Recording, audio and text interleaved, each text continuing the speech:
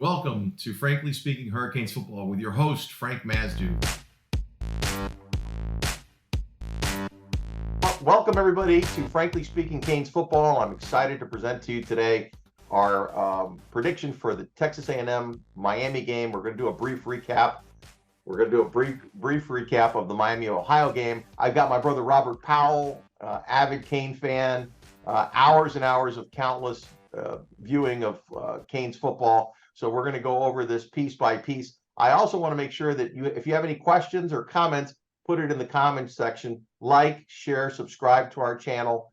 And we also want proudly to announce that we are being sponsored by Monarch Global Security. If you need to get an estimate for your security needs, either whether you're an HOA or a business to business, the phone number is 1-800-34 Monarch,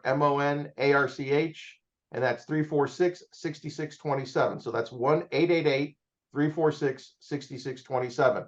So if you need any security for your business or for your HOA or condominium, give them a call. They'll give you a free site survey. Okay, Robert.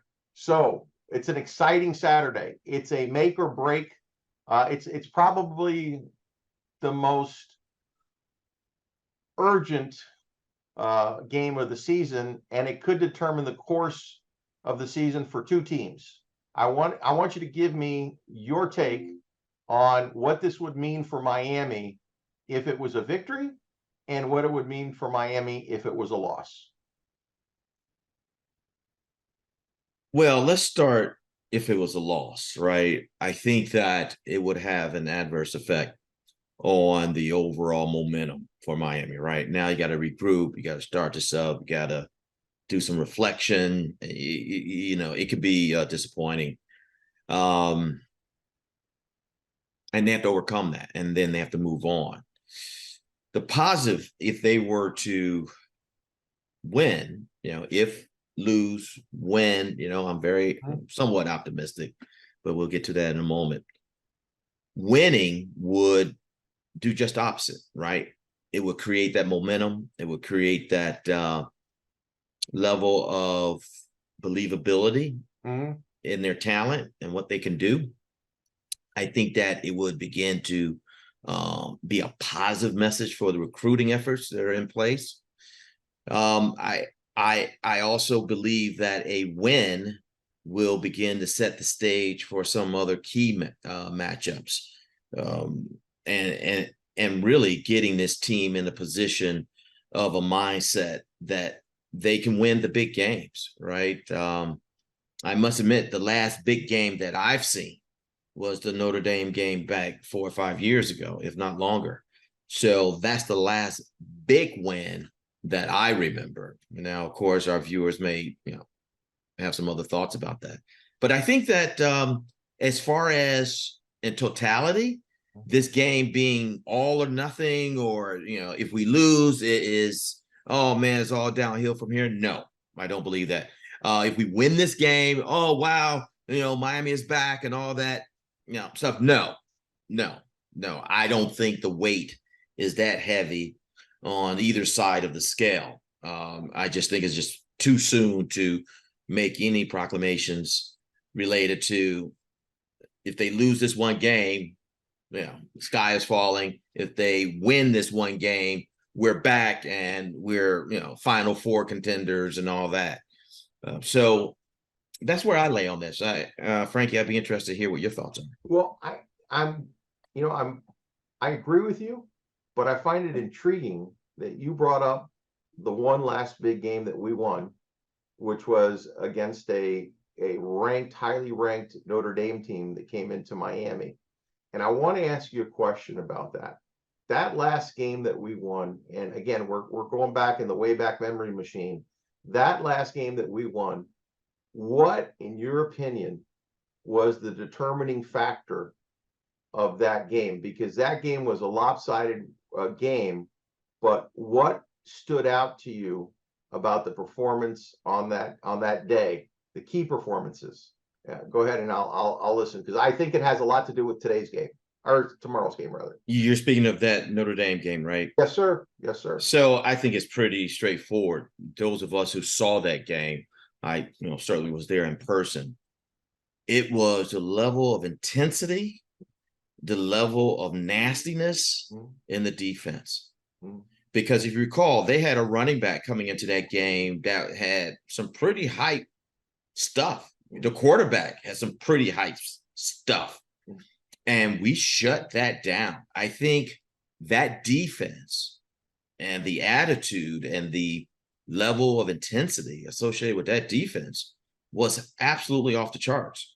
I believe in my hearts of hearts, souls of souls, that was a championship defense. Now, our offense, yeah, that was another situation. But in my mind's eye, there's no doubt that that defense was a championship defense.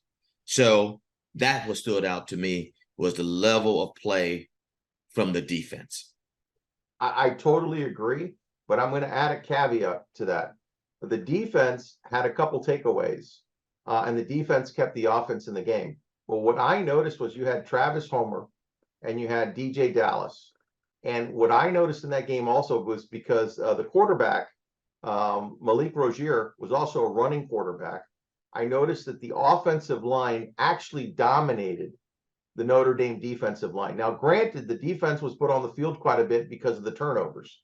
So I think the last time we had a winning football team, you're right, we had a championship defense, but we didn't have a championship offense. But we had a winning football team, that got us to 9 wins or 10 wins, was when we had a dominating offensive line and a dominating defensive line, which brings us to this game coming up that we're going to play. We don't have a running quarterback. That's a little bit different, but that is, I think this game in particular is going to be won in the trenches. Oh, absolutely. I really do. I think, like most games, but I think more so in this game. And we'll go into that. Let me go ahead and share the screen. I want to show you briefly. Can you see that, Rob? Yep. Okay, briefly, I just want to go over the 2 deep, where we've got Ja'Cory Brown as the second quarterback, or Emory Williams. I think we both know that's going to be Emory Williams. But speaking of Ja'Cory Brown, I just want to take a moment to bring this up. I think you may see some of that wildcat. I mean, he's a quarterback, so he can't throw the ball. But I think you're going to see some of that wildcat. And I'm going to go way out on a limb, and I can hear it being sawed off while I'm stretching out there as I'm speaking. I think they're going to use Ja'Cory Brown in some type of a swing pass to get him out with the ball in open space, because he can really run. He may even go between the tackles and run the ball a few times, or right out of the quarterback, or maybe out of a halfback slot. I don't know, but I think they're going to use him. And I think it's going to be a big deal. But I want to go over this briefly. The running backs with Henry Parrish, A.J. Allen, and Mark Fletcher. And I think you got to throw Chaney in there, because Chaney ran with some strength as well. So we're going to see a lot of that on the running back side.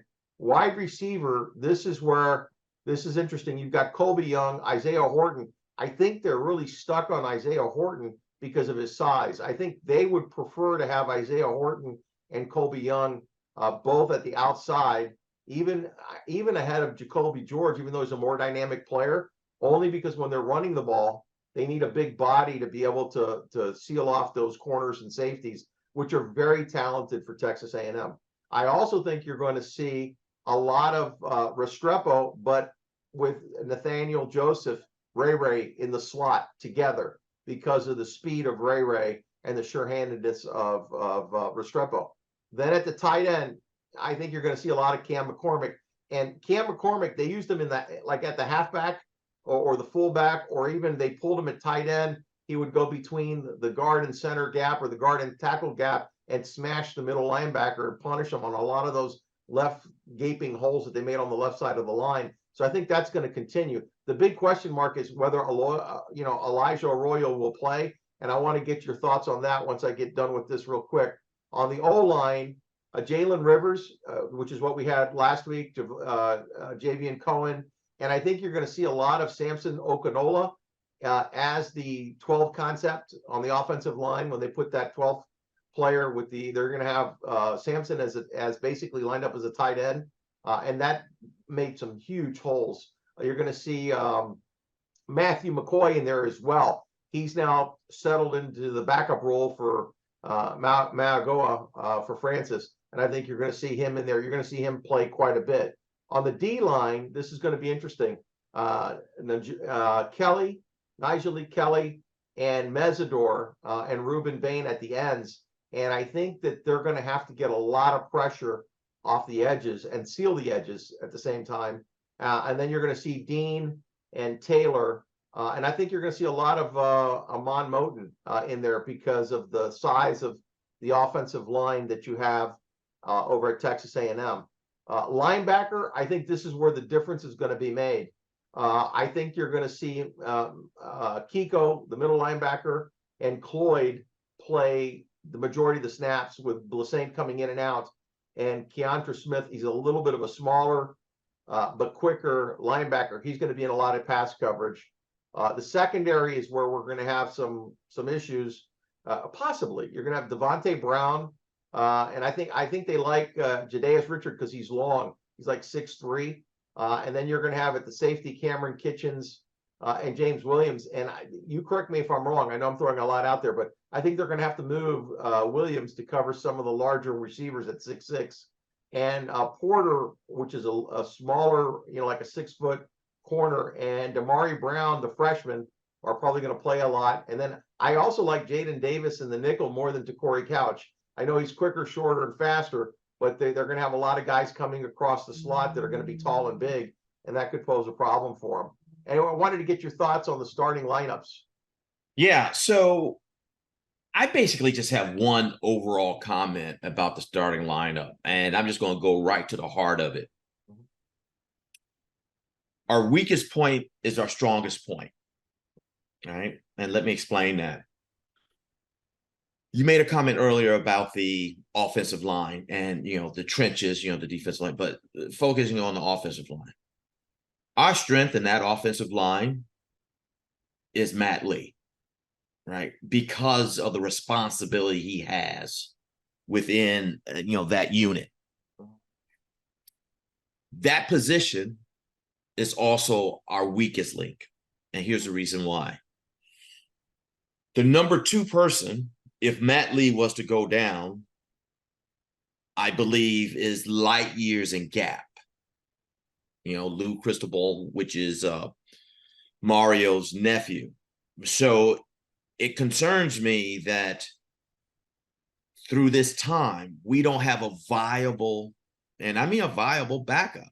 And it's not a knock against Lou, but out of everyone we have, you mean to tell me that the 1 and 2, the most critical position over, these years, we had none in the cupboard? These are the 2 guys. And I tell you, and football is a game of injuries. I don't want to sprinkle any, bad luck on this thing, but if for some reason Matt goes down, I think that could be a problem. I totally agree. Dennis was their backup center, and he's been injured, which is why Lou is in there. So you're right. That they got 2 guys that they'll rotate in, which will be Samson Okonoa, which will rotate in, and McCoy. But those are tackles that can also play guard. They're not centers. To your point, you got to have a guy that can call out the defensive schemes and the stunts and everything that they're running on the defensive side of the ball. And that's where we've been lacking in the past. I totally agree with you. And to your point, the point that you made in the last video regarding the center being the most important position on the team with Matt Lee, he's going to determine how well that offensive line plays. And if he has to get replaced, we got a major problem. I don't care if it's against Bethune-Cookman or Texas A&M. Somebody's got to be able to see those stunts and to see those schemes and to see them move the players around, pick up the blitzes, call the offensive line protections, all that kind of good stuff. So I totally agree with you. Totally. Yeah. But What are your thoughts about Arroyo? Hopefully he'll be back. I think that they were holding him out even during the late part of, they kind of went easy on him in the fall practices. If he's able to play, he is certainly a weapon. I've always been in his camp in terms of, his overall skill level. When he was a freshman, he did excellent. I think that we're going to need tight end play. So either Cam or himself is going to need to be a part of the offensive scheme if we're going to look to make an impact in a positive way. So I'm going to share this screen coming up now, and this will be the box score for New Mexico, and I want to show you, and this was versus Texas A&M, which I find it interesting. If you look, let's see here.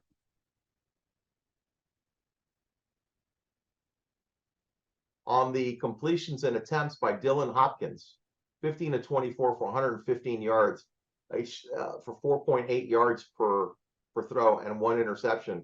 What I want to show you also, and I want to get your input, Rob, is on the rushing. You've got this guy named Merritt. He scored a touchdown. It was on a 30-yard play, so the numbers are a little deceiving. I actually watched it, but he had 11 carries for 50 yards, 4.5. Actually, it was a 27 yard run for a touchdown. Do you know that I think they actually went up 7-0 on Texas A&M at the beginning of the game before Texas A&M took control of it. But they ran for quite a few yards. I think they ran for a total of 70, 80, 91 yards against them. For New Mexico, I think their vulnerability is going to be up the middle with their defensive tackles. And it's not the tackles, Robert. What I'm hearing and what I've been watching on some of the channels is that the weakness, and this was from Kane Sport, Matt Shadell, he made an interesting comment. He said that what he noticed in that Texas A&M defensive front is that while the defensive tackles are beefy and strong, they really have an issue similar to what we had last year. They don't have any real linebacker strength. So if you get past that defensive line, that means the defensive line is going to have to make the tackles, which is really difficult because they're supposed to just slow it up. Once you get to the linebacker side, they have poor performance. And we'll get into that later. But I just wanted to take a look at the notes. The thing that's glaring is you have Connor Wegman, 18 to 23 for 236. He averaged 10.3 yards an attempt and 5 TDs. And if you look at Daniels, was a big player on this team for them at wide receiver. I'm sorry, at rushing at 51 yards on 7 carries, 7.3. They ran for 134 yards against New Mexico, which is at 4.6 a clip, which is pretty decent. But the thing that's really glaring is the receiving yards. Evan Stewart, 8 catches for 115 yards, 14 yards per average. Noah Thomas, another guy that averaged, and Elias Smith and Moose had 3 catches for 12, and Jaden Walker had 3 catches for 31. So, they had 277 yards passing, and the long was 35 yards. So they can definitely beat you deep. But one of the things I noticed in their passing is the quarterback was late with the ball, and the receivers had to slow up to catch it. And they like to run these scissor movements. But I wanted to get your thoughts on the box scores on the offensive side. Yeah, it's not anything glaring. I mean, we see what we would expect, right? Distribution of the ball, they're just handling, just handle New Mexico. The one thing I will say is New Mexico and Texas A&M completely, we have no idea what Texas A&M, they probably played the worst team in that conference, in New Mexico. I think they won 1 game last year. On the Miami of Ohio side, though, and I know we'll probably get into them in a moment, they were, 4th in their conference. Yep. They did win, I think, 6 games or so. They were competitive. I think it was stated that they lost like 3 or 4 games by 1 point or 1 possession. So just from a competitive standpoint, I think that Miami had a more competitive slate based on the numbers. I think that we may have saw a little bit more with Miami because of the competition. Texas A&M on the other side, I don't know, other than a potential weakness in their run defense. Right. A potential weakness in their run defense. So it'll be interesting to see how that materializes tomorrow. Yes.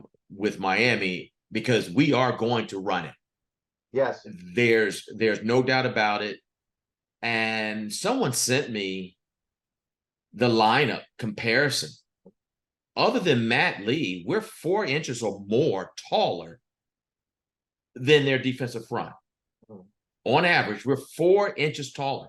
6'2", 6'3", we 6'6", 6'7", Right. 6'6", left side, right side, and got them by 20, 30 pounds per man. Yes. On the defensive side of the ball. Now, granted, defenders aren't normally as big as the offensive linemen. However, last year, that looked totally different. Yes, it did. It most certainly did. The other thing that stood out for me, Rob, is over here. If you look at sacks, the New Mexico defense got 2 sacks and they got 5 tackles for loss. Yes. Okay. Yes. And if you look over here at Texas A&M, they got 2 sacks and they had 10 tackles for loss. But what I want to show you is if you look up here at the box score, you look at Texas A&M had 7 points in the first quarter. Then Mexico came up and had 7 points. So they basically tied the game before these guys blew up with 28 more points. So they won the game in the second quarter. Third quarter, it was 7-3. Fourth quarter, they outscored them by 10 points. But the reason this is important is if you look at the defensive players, look at how many players on the Texas A&M defensive side of the ball were in the game. They had 70 tackles in the game, and then they had so they had all these players that played in the game, whereas New Mexico didn't have any depth. They had to go with the frontline players just to stay in the game. That's another interesting thing because we have some depth, not as much as Texas A&M, and they've got 5 stars behind 5 stars. But here's the other thing that I think could happen. When you have that many talented players that are vying for time, a lot of times they take it upon themselves if they get stressed to be the hero, and they lapse on their gap responsibility and they start to freelance out there. So the big key is going to be how disciplined is this team? How disciplined is Texas A&M on the defensive side of the ball? I do believe their 2 defensive tackles are 6'2", 320. So up the middle, they got some beef. The defensive ends are smaller, but that's going to be interesting because at 6'2", 320, they're going up against 6'6", 330 and 6'5", 330 with the guards. And Matt Lee is 6'2" or 6'3", 310 himself. So the guard match. So what's going to happen is if they're able to occupy those defensive tackles, which is really what the defensive tackles are supposed to do, they're supposed to occupy at least 1 or 2 offensive linemen and free up the linebackers. That means the linebackers are free to make the plays. But if you've got Cam coming in at tight end, crashing in those gaps, and these guys are able to make it to the second level like they did against Miami of Ohio. In other words, hit your tackle and go to the second level and brush off the linebacker. There are going to be some gaping holes.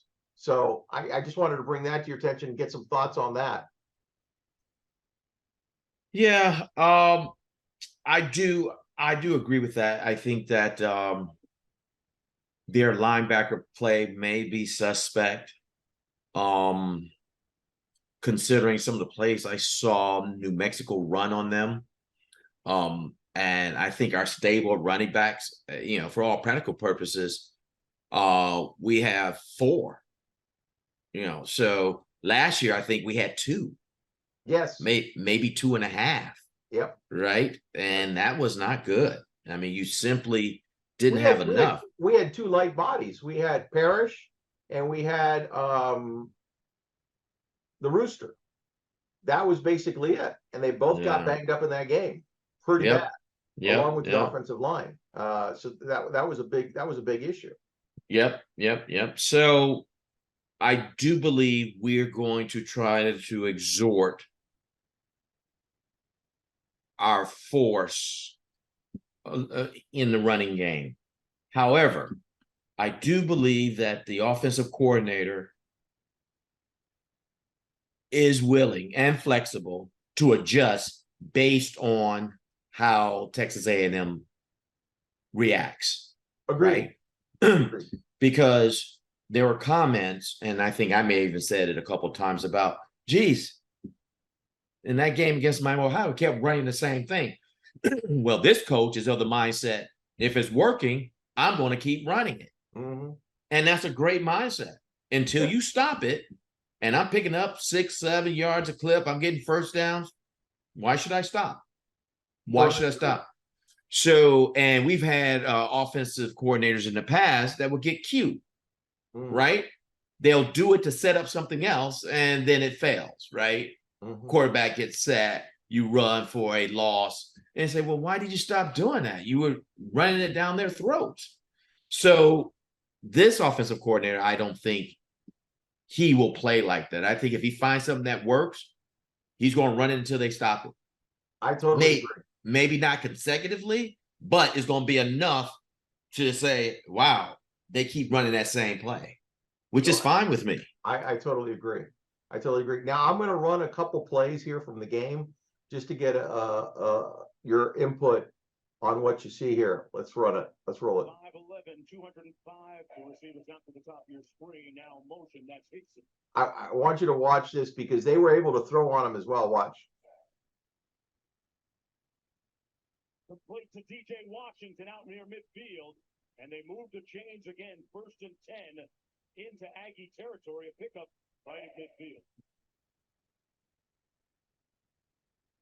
Little pressure coming off the edge. Quick slant. Well, what's interesting is that he has time. I mean, it's like no pressure, but then again, he's getting rid of it really fast. Yeah, he is. And that's going to be the key. Van Dyke's got to get rid of it. Watch this play.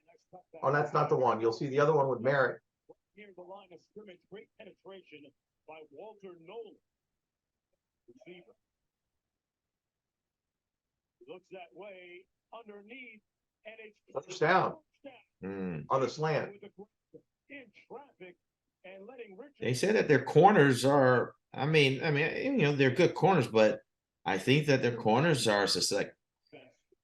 For the Lobos, out of the backfield, caught at the 40, nowhere to go. See, I think running to the boundary could be challenging until you soften up that middle for a while. Yeah. And 11, Christian Washington. They just don't have enough. He takes the toss to the wide side of the field. Full run support off the edge. They're just too fast. You notice something about that tackling too? They're hero tackling. They're not wrapping up. Right. To go, gets it off in time. Incomplete. And they're blitzing from the corner too, blitzing from the deep corner. That's interesting. Smith perched at his own 6-yard Hmm. line. Good punt coverage for sure. Yeah, he didn't call okay. Down on the football field, especially Texas A&M offense out here. They run it on 1st down. That's Moss. The operative word of the day. Amari Daniels now in the backfield out of Miami Central High School. Miami Central. There goes Living. He did scramble, so he did move the ball. That's their quarterback. Yeah. But he doesn't seem that fast to me. Well, I don't think he's a scrambler. I mean, he's just a passer. 4 touchdown passes in that Mississippi game. Wow. Remember, he's a redshirt freshman. He had that guy open and he overthrew him. Down on the field. Boy, what a welcome sight Smith is offensively for the Aggies. Injured last year in the Arkansas game. Now back from that. Yeah, Pass interference on the deep. you know, for both teams, just being honest, we won't know anything until after this game, as far as at this point of the season. Right. If one team blows the other team out. Look at this pass, Rob.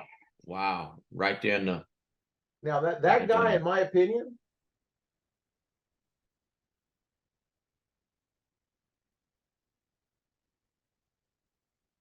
You still there, Frankie? yeah. Sorry about that. I'm just checking something here. That guy, in my opinion, was open, not open, and he put it in the right place. Yep. Okay, let's see here real quick. Let me move this over because I want to show you what they may be susceptible, which is that counter. Down by Shamar Turner, one of the guys up front that is supposed to make a major impact this year. Gain of 1 on the play. And make sure that they're doing the smart thing. 3rd and Houston to go.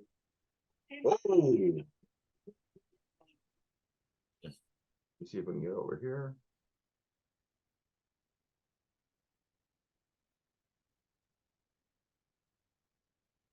Just want to get the plays where they score on. Here we go.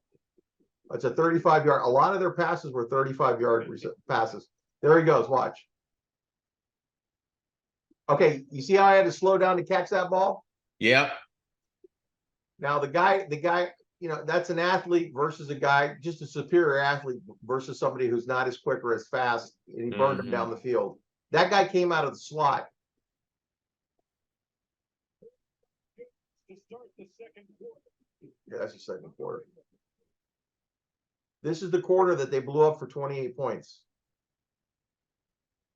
Shamar Stewart, or maybe a horse collar infraction.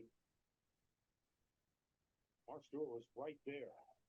Personal foul, face mask on the defense, number 4, 15-yard penalty from the previous spot, automatic first down. SEC all-freshman a season ago showed you why. Look, I didn't say this. When you watch the tape of Shamar Stewart, look, I understand he gets a face mask penalty and you don't. Dang, that was awful. Yeah, that was, and that was almost premeditated.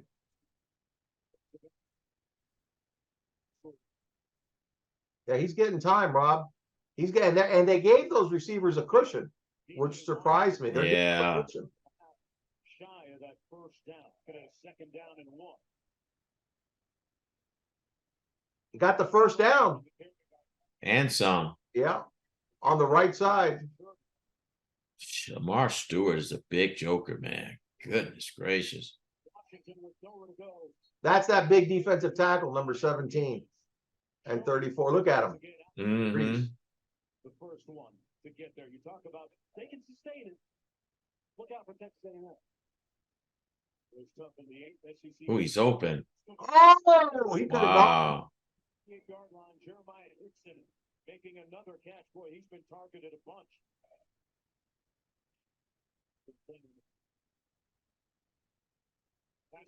Oh, open again. I don't know, man. I mean, They're moving the ball on him on the offensive side. yeah. Look at this. There you go. That's what I Wow. wanted. That's what I wanted to show you. Is Well, get the you passing opened that up. Yes. So what are your thoughts? We're going to be able. We got better receivers. We got quicker receivers. We got better everything. We got Yes. better everything than New Mexico. I don't know, man. I you know what I think? You know what I think? And this is going to come back to bite. Could come back to bite me in the ass. I hope not. I think a lot of this is hype. I got to tell you, yes, they've got a lot of 5-stars. Yeah, they're freshmen. They got 2 classes that they stacked. A lot of freshmen from last year that got in and out and played a little bit, and now they're playing a little bit more. But they're not fully developed. And it goes to the point that you always used to rag on all the time. You know, you get the 5-star, you get the 4-star, but if you ain't coaching them up, you know, that's going to be revealed pretty quickly, because you could be a 5-star in high school. You come to college, and if you ain't getting the coaching, okay, you're going to look like a 2-star because everybody's already ahead of you. You got to catch up and then use your talent to get ahead. So I think there's a lot of hype to this. Not that we can make a lot of that because it's going to be a different game, but I also want to go to, let's see here, and show you. Let me go over here to the next one. Let's see. Okay. This I'm going to show you, Rob. This is going to be basically from 365 Canes football from Steve-O. This guy is a great analyst, and I'm going to show you some of the work that he's done. And I recommend all our subscribers and people, our viewers, to look at his videos, because I think the guy does a tremendous job. And I want to promote his channel, but I want to show you what we're going to be looking at in depth. Okay, here we go. Jaden Davis giving that cushion, then just playing through excellent. You can tell he's played 4 years, started a bunch at Oklahoma because his eyes on the ball, easy strap that down. I'm more confident with our DBs and cornerbacks now. A long time. Okay, never mind. Go ahead. No, I'll catch you. This guy sits in our section, you know that. Steve-O? If we're facing, I know you guys are looking at it, but if we're facing the field, he's down a row, down one. I can't wait to see him next time tomorrow's game. That's him. All right, That's him. We're gonna go see him for sure. Yeah. 11 set personnel. Watch this. Motion here to to trips. This is a simple high and low. Everybody run it. Speed out, stick, and a corner. A route on your safety one-on-one. This would be Cam Kitchens back here, but just the ball itself. Off the back foot. It just was a horrible ball. Look at this. So this could have been picked off. If you had Cam Kitchens or somebody back there, this could have been easily picked off. Make a play. That's Cam. That's a pick. So I agree. Some of these throws, like that seam that was late and underthrown earlier that we looked over, the touchdown to Evan Stewart. Like, bro, some of these throws, like, I don't know. I think we booking some of these, bro. I ain't gonna lie. All right, Kane's family. So we're gonna be looking at. Watch what he says about the slot guys, because this is very true. This is amazing. There's scissor concepts, so someone's going on that corner, someone's going on that. Yeah, scissor. Watch this. Let's get right into it with this first one here on the post, Evan Stewart. So you'll see him be delayed. And then he comes across to the scissor. There he is. They were able to get pressure on the quarterback often. You see that corner route, and then that. Hey, they're bringing 4 people and getting pressure. You see that? Yeah, I saw that. Okay, nasty. I'm gonna load this up. So they start off Kane's family in the trips, right? You have a tight end here in line. They're gonna motion into that stack. You know, they like their receivers close when they're doing that scissor. But this is actually really good. They're gonna fake the double post. This is really good. Yeah, it's true. He's right. Watch this. So you're gonna have your outside guy running that. If this thing don't want to freeze up like that, running that post, and then you have that post corner underneath. So you're still scissoring, man. It was saucy. I ain't gonna lie. I really like this play call. It's actually gonna lead into the next touchdown later on. Let's get to this better angle of it. But watch out for that scissor concept. See the scissor. Watch. They cross over here. Post See, he crosses over 0. Mm-hmm. He loops around in a scissor concept. This is pretty good. They should have thrown a touchdown. I get into it in a second. But yeah, that scissor concept is deadly. This is actually a touchdown, so we're going with one safety high. We got to make sure we're as deep as the deepest man. There you go. Because the safety was not getting over there. I would have threw this post and dude was still. See, he just ran right behind him. Touchdown. This is the safety who's supposed to. They had both guys open. This guy's wide open with no safety help. Yep. Over the top coverage. So yeah, that's a touchdown. If he throws it that way. So if you want to see, that's the safety. He's not getting there. I would have thrown that post for a touchdown, but again, watch out for those scissor concepts. They're coming. And I was pretty creative with the post corner, not gonna lie. That's not a Jimbo trick. Now we get in the red zone. It's 2x2. Are they gonna, scissor again, cross again? You have a nickel here, and they're gonna catch him in a nickel blitz as he flies in. Now this becomes a 2-man on off-man situation for the safety and this corner. And are they gonna run that? They like the slot guy catches a lot of balls on their offense. Comes a delay. This is scissor again. Yeah, scissor again. There he goes. Steady putting their safeties and nickels in conflict, crossing with scissors or, crossing face with the in and out. This is actually a very tough cover. They're going to be doing a lot of things crossing with their 2x2 sets. I want to move it over here. Snaps, 12 set personnel, which means 2 tight ends, 16 snaps, so a good amount. And then 12 personnel talk about the 20 sets, which is basically 2 running backs instead of calling it a 22. It's a 20 set because there's 3 wide receivers instead of tight end. So let's get into that. They're going to be doing an outside zone. Simple, pretty simple blocking scheme is just zone right to the zone right blocking, and you get a running back here as a lead block to go through the hole for the there they go, which he's able to make contact with safety second level. So not super complex, but you can see the power of the offensive line and the play. Okay, let me just back this out. Okay, what are your thoughts on what you've seen so far on that? I would say be cautious of planning for the scissor run, because they can change that up. Hopefully we don't try to switch off or do anything like that, because that will even complicate things more. Right. I just think that those DBs got to be in their job. You cannot allow them to have, because most of that, the coverage was 5-6 yards off of them.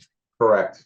And that's a timing thing. If you bump them at the line or challenge them at the line, they'll break that timing off. Right? Exactly. So They're going to have to. But here's what gives me a lot of encouragement.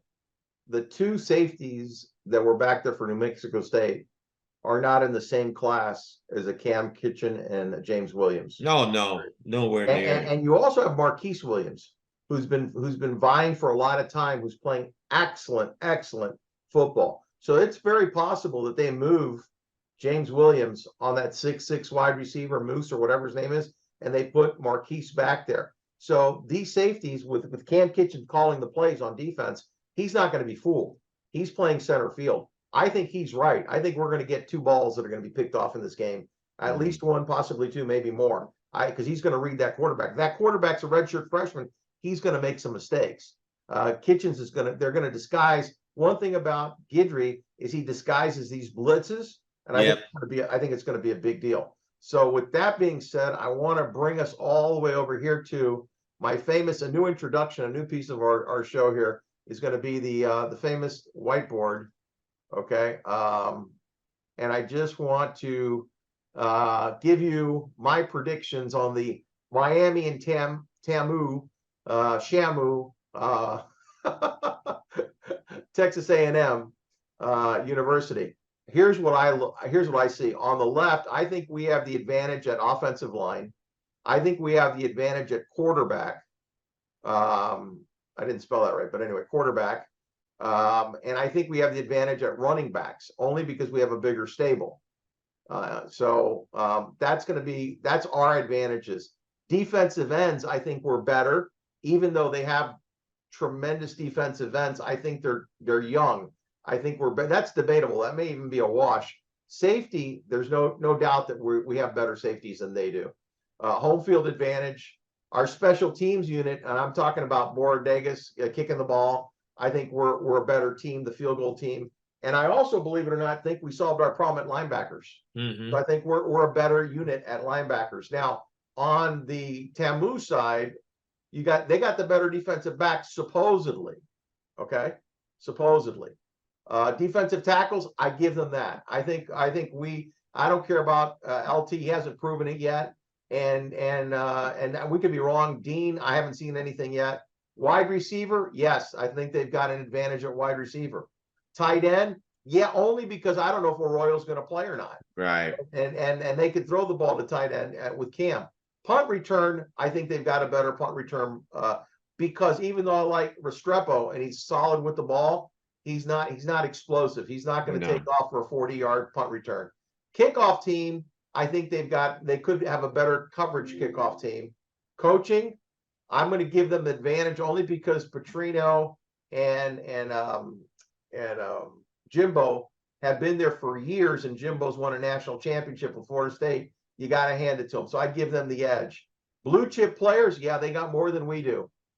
Deeper on the D line, that you could see that in the box score as they were rotating defensive players. That may or may not be a factor, but I've got us winning 41-20. And here's what's going to really blow you away. In the first quarter, I got Miami scoring 10 points in the first quarter and rushing for 85 yards. I got Texas A&M with a field goal in the first quarter. Okay. Second quarter, I got Miami with 7 points, scoring a touchdown and 55 yards. And I got them doing that towards the end of the second quarter. The beginning of the second quarter, Texas A&M is going to score 7 points. So you go into halftime 10-10. It's even. Third quarter, I got Miami at 14 points, rushing the ball for 65 yards. And I got TAMU scoring 7 points. Fourth quarter, I got Miami scoring 10 points and rushing for 85 yards to TAMU's 3 points. And they're going to be rushing for 85 yards because they're going to be running the ball to close out the game. And I've got them winning. I think it's 41-20. But here's what I got as far as I'm just moving the sheet so I can give you. I got Miami rushing for 290 yards, and I got them passing for 399. I've got Miami with 5 defensive sacks. I've got Miami scoring 5 touchdowns, 3 rushing, 2 passing, 2 turnovers for Miami, 2 takeaways. They're going to have 1 fumble and 1 interception, or it could be 2 picks. I think TAMU is not ready yet for prime time. I don't think they're all put together yet. Ooh-wee. So I know I'm going out on a limb. I can hear the chainsaw behind me as they're cutting it down. What are A your thoughts? limb, you going out on a twig. Yes, I'm going out on a very thin twig. Man, I'm just being transparent. My prediction for the year is Miami 7-5, right? I have them losing this game. Nothing that I've seen from, well, I shouldn't say this. I'm not ready to change my prediction. I think it's going to be a closer game than last year. I think it's going to be, if I were to put a number, I'd say 30-27, Texas A&M. I think we're going to get 20. I don't think the spread is going to be more than 3 points, whatever the score is. I think Miami's going to fall short. I think where they're going to fall short is executing on some of their offensive schemes because they really haven't done it in the game situation yet. They haven't, right? And this is a different level of competition. No doubt. I think we still have questions at wide receivers. I don't think we have solidified that. And that may be something to come out and bite us. If Arroyo doesn't play or play very limited time, that's going to be an issue. But in college football, regardless of how good your defense is, it doesn't matter.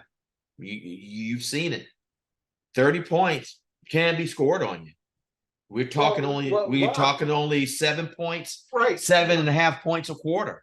You're Well, only talking a touchdown a quarter. You're right, but the other thing that we're looking at with this is that we're not even talking about any defensive points. Okay, we're talking about straight up no defensive points. But here's I want to run this through you just to see if we agree on this. Offensive line, would you agree that Miami has a dominant offensive line? I haven't seen it against Class A competition yet. Well, no. Comparing it to Texas A&M, they've got a lot of freshmen. They've got 2 freshmen on their line, and they're not the 5-star guys that we have, like Chico. I still say I don't know. Okay, so is that an even or a push? I mean, you got to even. Okay, I would say even. Quarterback. I would say we got the edge on that. Yeah, we got to have the edge. Yeah, running back. I don't know their running backs very well. I would say the number of running backs that can produce will allow us to stay fresher. So from a blindsided side, I would say yes. I would say just above even. Okay.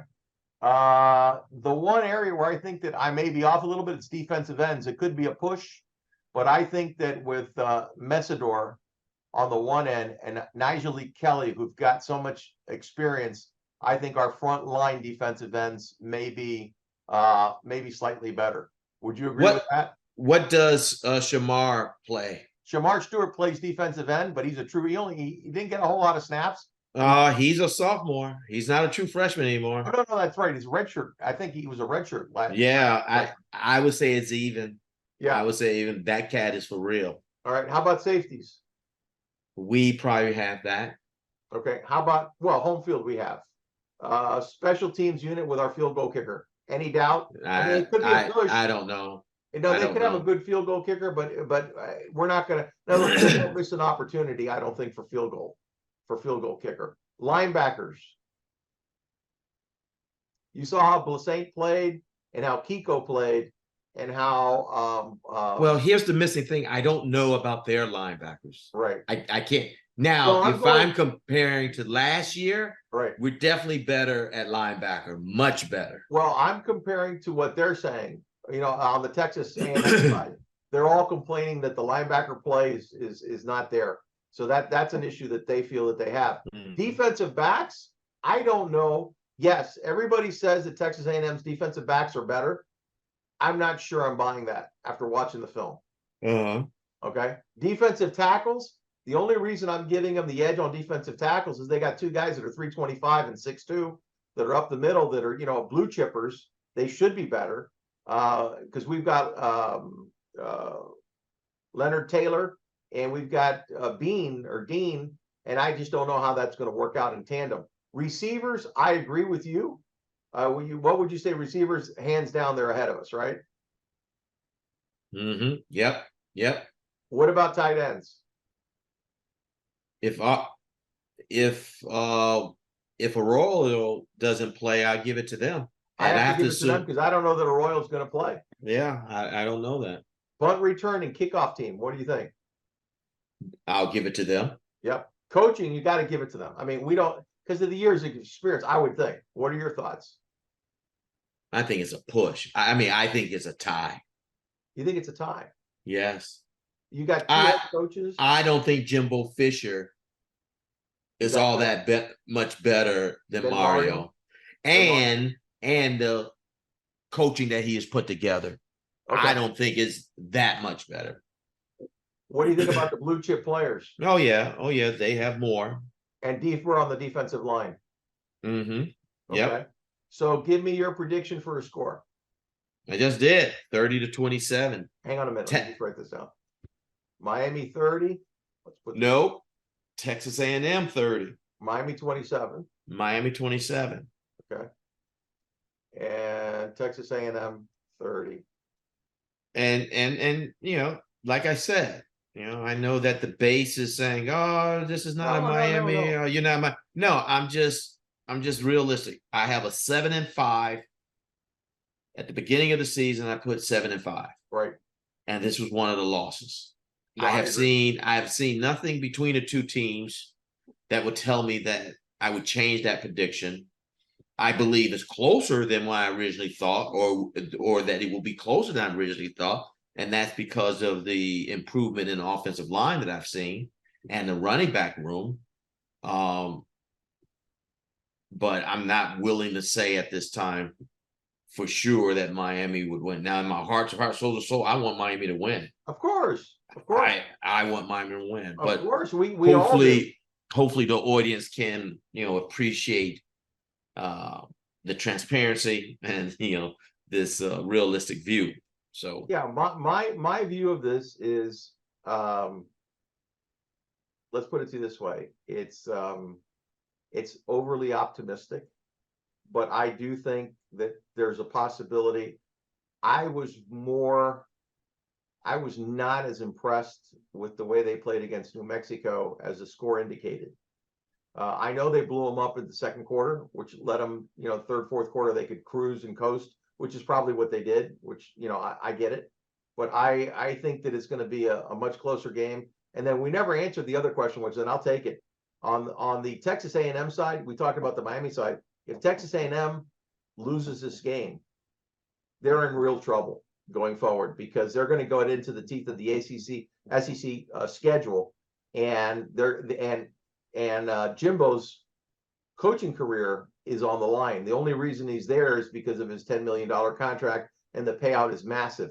So they've got to win this game. So this game, the pressure is on the Texas A&M side. Miami could lose, like you said. We could lose by 3.7 points. It could be a close game, and we still got the season at hand, and we're not really expected to win. All of our guys on our side of the team, you know, Coach Coop, Haynes, all these guys, they've all predicted that Texas A&M would win. I'm the only idiot out there on the limb with the little twig that's going to fall off the limb or live by the limb, one or the other. So I figured I'd be the contrarian and see how this might turn out the other way. So let's see if they got the script on Saturday and they could play the script on the sidelines. You know, the script for Miami, the script for Texas A&M. Yep. But that being said, I want to thank everybody for listening to our show. I want your comments. Number one, do you think Miami look at the whiteboard, and do you think Miami has the better team units at linebacker, at offensive line, at quarterback, at running backs, and at special teams, and at defensive ends versus Texas A&M?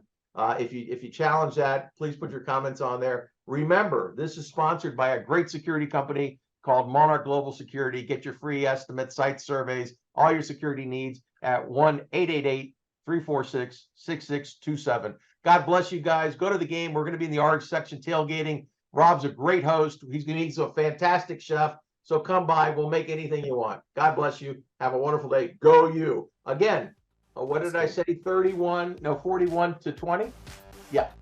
Let's Yeah, see. that's what you said. All right. God bless. Have a wonderful time. All right. Bye-bye. Bye.